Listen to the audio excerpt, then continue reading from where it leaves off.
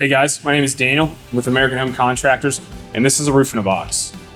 And so a roof in a box has all of the roofing components, and so I'm going to go through it one by one. So we'll start off with tarping the entire yard, tarping from the gutter down, and after that we'll start ripping off the shingles. We'll go down to the bare decking and we'll inspect it. Sometimes you have plank board on your house, sometimes there's plywood. If it's plank board, it's no big deal as long as the spacing isn't greater than 1/4 inch from each other. If it is greater than 1/4 inch, the manufacturer requires it's a solid sheathed surface. So sometimes we have to go over top of it, or we take off all the plank and install 1/2 inch plywood. So depending on the house and the spacing of the rafters, you need plywood clips. It's a state required code in most areas. If you're in the DC, Maryland, Virginia area, you need plywood clips if your rafters are greater than 16 inches on center, right? So prep the decking. After the decking, you'll then get drip edge. Drip edge goes at the gutter line and on the rake edges. Drip edge at the gutter line is to make sure that water falls directly into the gutter, not between the gutter, fascia board, and the roof. And on the edges where the rakes are, it's to keep wind-driven rains from getting back behind your fascia boards. So first you get drip edge, then you get ice water shield. Ice water shield is a tar impregnated felt paper. It's felt paper and it gets really sticky. And the purpose of it is to prevent ice damming. And the state required code is that it goes 24 inches past the heated wall. And the heated wall would be considered your interior drywall. So make sure that the quotes you're receiving state, we're going to use enough ice water shield to meet code, right? So you got drip edge, ice water shield. Then you get synthetic felt paper. Synthetic felt paper is exactly what it sounds like. Regular felt paper it's durable, but it's not the best thing for your roof. It doesn't allow your plywood to breathe, and you can also tear it with your hands. Synthetic felt paper, it's like Tyvek paper on a wall, right? It allows the plywood to breathe, and you could be the strongest man in the world and you're probably not tearing this that easily, right? So you get synthetic felt paper and you cap nail it into place. I don't have a cap nail in here. Maybe I do. And I do. Here it is. So cap nails to fasten the felt paper and your ice water shield. When nails puncture through the ice water shield, the ice water shield wraps itself around the nail like a glob of caulking. It's super sticky stuff. So when you go through it, it's like you just dip the nail in caulking, right? So you have your drip edge, ice water shield, synthetic felt paper. After all of this, then you get your starter strip.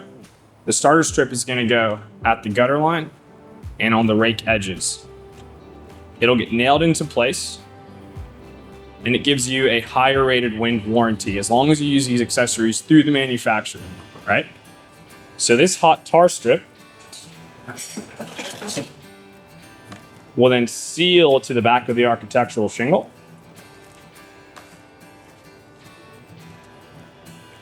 Every shingle gets about 5 to 6 nails per shingle. And then when they overlap, it gets another 6 on top. So really, you're getting 12, 14 nails on a shingle, right? That's not getting ripped out with the wind, right?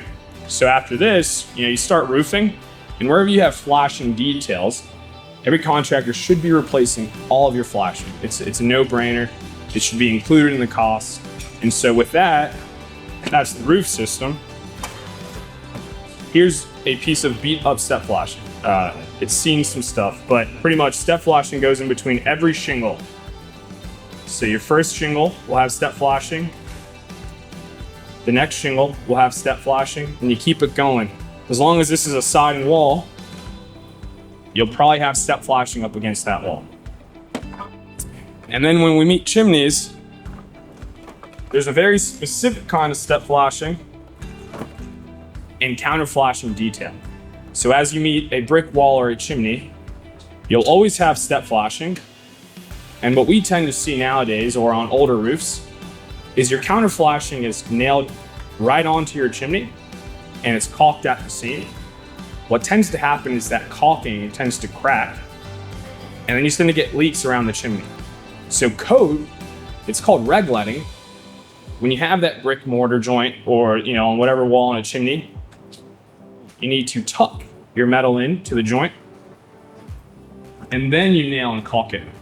And that's a state required code. Every roofer should be talking about it. Every roofer should be doing it. And so here you go. You got your step flashing detail. Then you got your counter flashing that goes into any kind of brick wall. And I don't have another one of these shingles, but essentially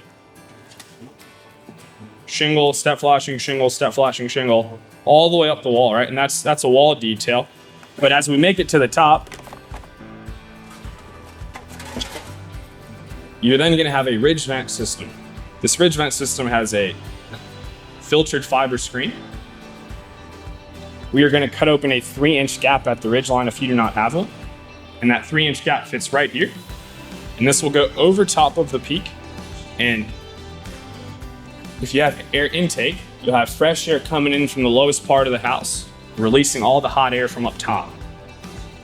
All right, so you have fresh air intake, hot air escape. On top of the ridge vent goes a shingle, an accessory shingle, and that is your roof in a box. And now, the architectural shingle is what we would prefer to install in most houses, and that's what I think most homeowners would want.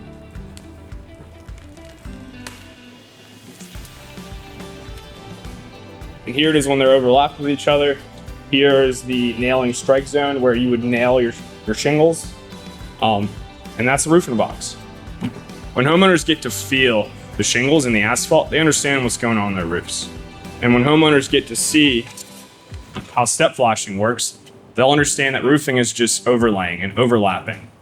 We make sure this is a true lifetime roof system. And by doing stuff like regletting, it makes sure that we will not have a leaking chimney in the near future, right? This stuff's supposed to go a lifetime, and that's what we install at American Home Contractors, lifetime products. And I take pride in this roof in a box and letting the homeowner know what exactly it is that we're gonna do up there without boring them to death and helping them or walking them through a 30-minute PowerPoint. I could do that with the roof in a box in 5 minutes. And if you have any questions, please feel free to ask.